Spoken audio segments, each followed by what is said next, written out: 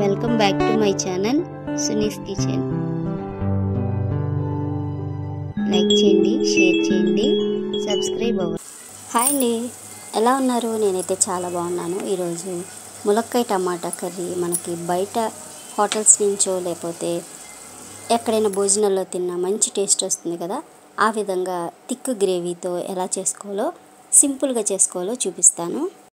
ఈ విధంగా చేశారంటే చాలామంది పిల్లలు ములక్కాయ తినరండి. ఇలా చేసి చూడండి, చక్కగా తినేస్తారు. మా ఇంట్లో అయితే మా పిల్లలు ములక్కాయ ఇష్టపడరు. ఈ విధంగా చేసి పెట్టాను, భలే ఇష్టంగా తిన్నారండి. ఎలా చేశానో మీకు చూపిస్తాను. ఇంకా మనం వంటలోకి వెళ్ళిపోదామండి. నేను ఒక పెద్ద ములక్కాయ తీసుకున్నానండి, దాన్ని కట్ చేసి పెట్టుకున్నాను. దానికోసం 3 టమాటాలు, ఒక 3 మీడియం సైజు ఉల్లిపాయలు, ఒక 3 పచ్చిమిర్చి కట్ చేసి పెట్టుకున్నానండి. ఫస్ట్ మిక్సీ జార్ తీసేసుకుందాం.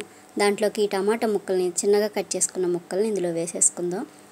మనం కూర వండే ముందు ఒక 10 నిమిషాల ముందు ఒక 5-6 జీడిపప్పు పలుకులు నానబెట్టి పక్కన పెట్టుకోండి. ఇందులో జీడిపప్పు వేస్తే టేస్ట్ ఉంటుంది కదా, ఎక్కువ వేయ అవసరం లేదు, సరిపోతుంది. మనం ఒక్క ములక్కాయతో చేస్తున్నాం కాబట్టి నేను ఇదే వేస్తున్నాను. క్వాంటిటీ పెంచుకోవాలంటే మీరు ఎక్కువ చేసుకుంటే ఒక 10-12 అలా వేసుకోవచ్చు. చూడండి, ఇది సరిపోతుంది. ఒక చిన్న నిమ్మకాయ సైజ్ అంత చింతపండు కూడా నానబెట్టి రెడీగా పెట్టేసుకోండి. అది కూడా మనం మిక్సీ జార్లో వేసేసుకొని, చింతపండు నానబెట్టిన వాటర్ కొంచెం వేసుకొని దీన్ని మెత్తగా మిక్సీ పట్టేసి పక్కన పెట్టేసుకోండి. చూడండి, ఈ విధంగా దీన్ని మనం మిక్సీ పట్టి పక్కన పెట్టుకోవాలి. ఎక్కువ వాటర్ వేయకుండా థిక్ క్రీమ్ లాగా మిక్సీ పట్టి రెడీగా పెట్టేసుకోండి. ఒకటి ప్యాన్ పెట్టేసుకోండి, దాంట్లోకి కాస్త ఆయిల్ వేసేసుకోండి. ఆయిల్ కాస్త వేడెక్కిన తర్వాత దీంట్లోకి తాలింపులు, ఆవాలు, సాయిపప్పు వేసేసుకోండి. అవి వేగుతున్నప్పుడే ఒక 1/2 స్పూను జీలకర్ర కూడా అందులో వేసేసుకోండి. చూడండి, ఈ విధంగా ఇవి వేసేసుకొని కాస్త అవి వేగుతున్నప్పుడే మనం కొంచెం కరివేపాకు కూడా రెడీగా పెట్టేసుకోండి. కరివేపాకు కూడా వేసేసుకోండి. దీంట్లో కాస్త ఇంగువ వేసుకోండి, చాలా టేస్టీగా ఉంటుంది. నేను ఒక 1/2 స్పూన్ అంతా ఇంగువ వేసానండి. ఫ్లేవర్ బాగుంటుంది, టేస్ట్ బాగుంటుంది, అరుగుదలకు కూడా మంచిది కదా. చూడండి, ఈ విధంగా ఈ మంచి కలర్లో వేగిపోయినాయి కదా. ఇప్పుడు ఉల్లిపాయలు, పచ్చిమిర్చి కట్ చేసి పెట్టుకున్నాం కదండి, ఇవి వేసేసుకుందాం. ఇవి వేసేసుకొని 1 నిమిషం ఇది వేగాలండి. కాస్త వేగిన తర్వాత ములక్కాయలు మనం కడిగి కట్ చేసి రెడీగా పెట్టేసుకోండి. ఇవి కాస్త వేగగానే మనం ములక్కాయలు వేసేసుకుందాం. చూడండి, ఈ విధంగా ములక్కాయలు కూడా వేసేసుకుందాం. చూడండి, ఇలాగా వేసేసుకొని ఒకసారి కలిపేసి మూత పెట్టేద్దామండి. మనకి ఈజీ అండి. ఆనియన్స్ సన్నగా కట్ చేసి పెట్టుకొని రెడీగా, ములక్కాయలు రెడీగా కట్ చేసి పెట్టామనుకోండి, ఈజీగా అయిపోతుంది. కూర కూడా సింపుల్గా టేస్టీగా కూడా ఉంటుంది. చూడండి, ఇలా మూత పెట్టేసేద్దాం. 1-2 నిమిషాల తర్వాత మధ్యలో తీసి ఇలా చూస్తూ ఉందామండి, ఎందుకంటే ఉల్లిపాయలు మాడిపోయే అవకాశం ఉంటుంది కదా. చూడండి, ఈ విధంగా ఇంకా ఇది వేగాలి. అంటే మన ములక్కాయలో పచ్చివాసన అంతా పోయేలాగా వేయించుకోవాలి.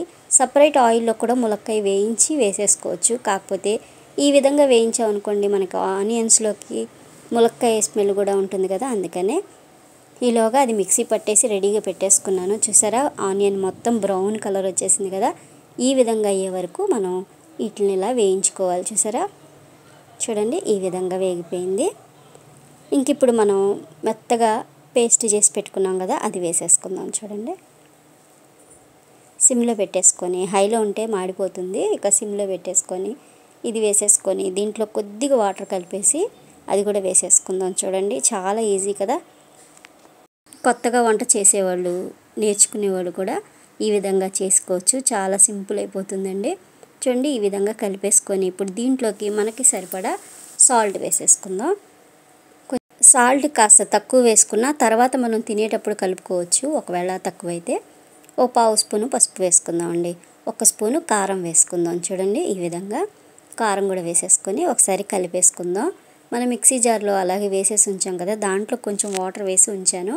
ఇక దీంట్లోకి మనం ఏ వాటర్ వేయ అవసరం లేదు, ఎందుకంటే మునక్కాయ కూడా చక్కగా వేగిపోయింది, ఉల్లిపాయ వేగిపోయింది, ఈ పచ్చివాసన కూడా పోయింది, మనం టమాటా వేసింది కదా. ఆ కాస్త నీళ్ళు వేస్తే సరిపోతుంది. చూడండి, ఆల్మోస్ట్ మన కర్రీ రెడీ అయిపోయినట్టే. కొంచెం ఉడికితే సరిపోతుంది. దీంట్లోకి కాస్త కొత్తిమీర వేద్దామండి. నేను ఇంకా అల్లం వెల్లుల్లి పేస్ట్ కానీ, గరం మసాలా పౌడర్లు కానీ, ధనియాల పొడి కానీ ఏమీ వేయలేదు. ఈ విధంగా చేసి చూడండి, టేస్ట్ భలే బాగుంటుంది.